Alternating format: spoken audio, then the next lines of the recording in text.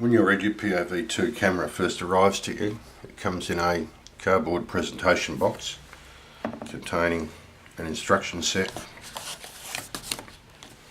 and a number of other components.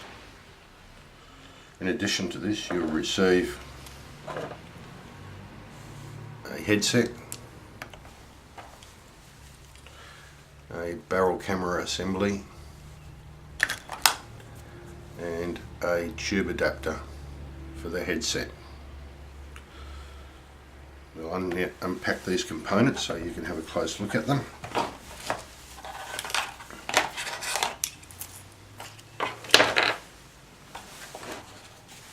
In the box is a DVR recorder, a remote control,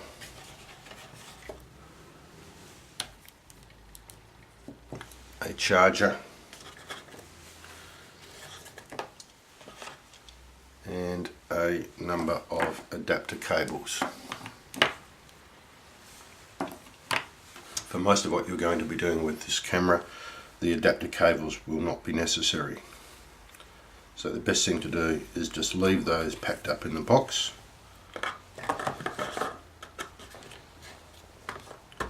where they won't get lost.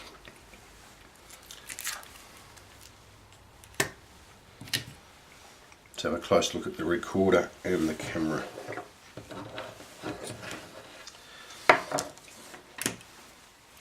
To set the unit up so that you can do some recording with it, first of all it needs an SD card. There's an SD card slot in the bottom of the camera or recorder housing, and it should always be inserted as per the diagram on the bottom of the housing.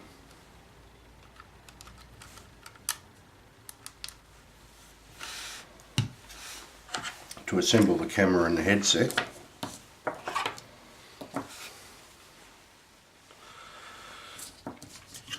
first of all, insert the camera into the tube adapter and the tube adapter in the headset. The headset allows for adjustment of the camera in two directions. Up and down is on a ratchet, and the headset should be held securely close to the ratchet before adjusting to avoid breaking any of the internal components. So as you can see there, fairly simple thing to do to put the camera into the headset.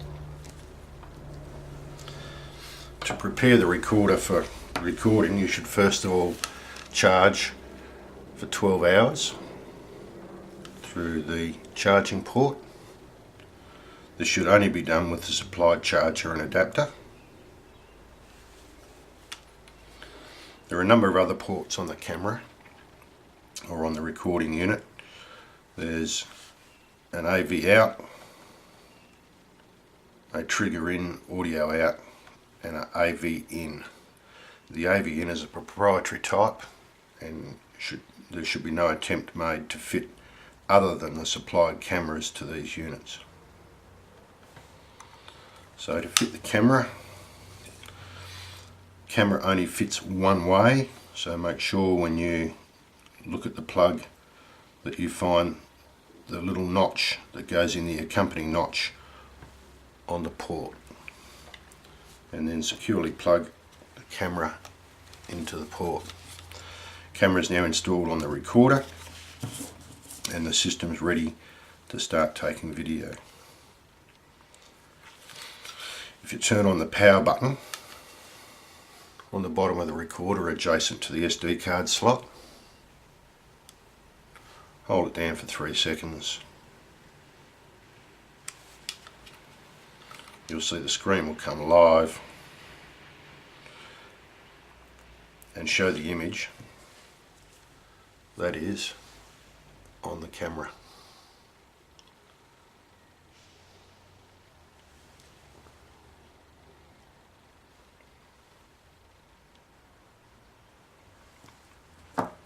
So the unit's now ready for recording. To take video is relatively simple. There's only one button to control it. On the top of the recording unit, on the opposite side to the camera plug, there's a button, and if you push that, the recording red light LED will come on and start flashing, which indicates that the unit's now taking video.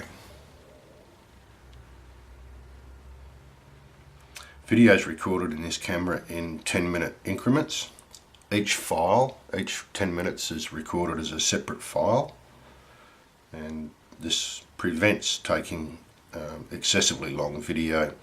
So plans should be made that any video you take, you should keep it under 10 minutes and plan very carefully what you are going, or what activities are going to be carried out while you're recording. Otherwise you have to pull both files off and then recombine them using additional camera or editing software, whether it be Movie Maker, Camtasia or whatever. But rule of thumb, if you can keep your recordings to under 10 minutes, you'll avoid any issues.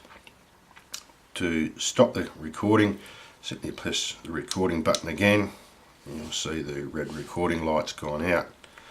That video is now stored on file.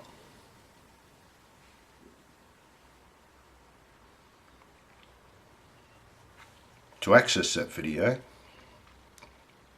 turn the camera off, extract the SD card, insert the SD card into a computer or a USB card reader, and then using your normal computer functions, extract the video clip and follow your assessor or lecturer's instructions as to returning that segment of video to them for assessment.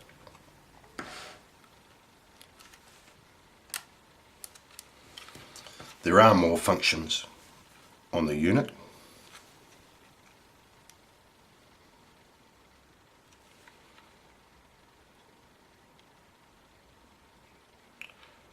We have a menu which takes us into two areas, system or function. In the system area, if I press enter,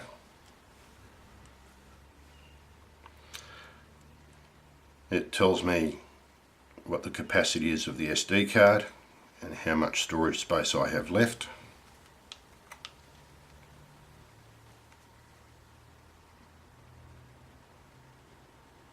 So I'm going to display the storage capacity, and that's the green bar across the bottom there. So it tells me that the SD card is about half full.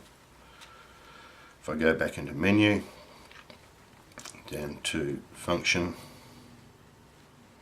by pressing the down arrow, enter, I can turn on motion detect overwrite, which means the earliest videos will automatically be overwritten when the video card comes full.